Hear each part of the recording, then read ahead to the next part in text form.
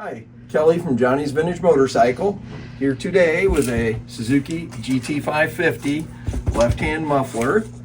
This goes to the left cylinder, and as you can see, it has a connecting pipe to go to the balance tube that goes to the other ones.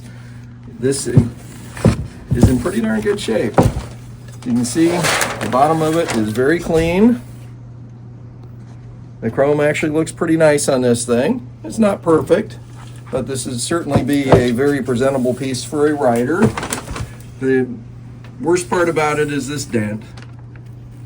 Otherwise, there may be a couple little things and some scratches, but the chrome is pretty good. There is no rust on this thing, and it does have the baffle in place and includes the bracket. It does say GT550 right on the pipe. As far as we know, all years of GT550s took the same exhaust, which would be 72 to 76. This will be on our e-store, and thank you for watching.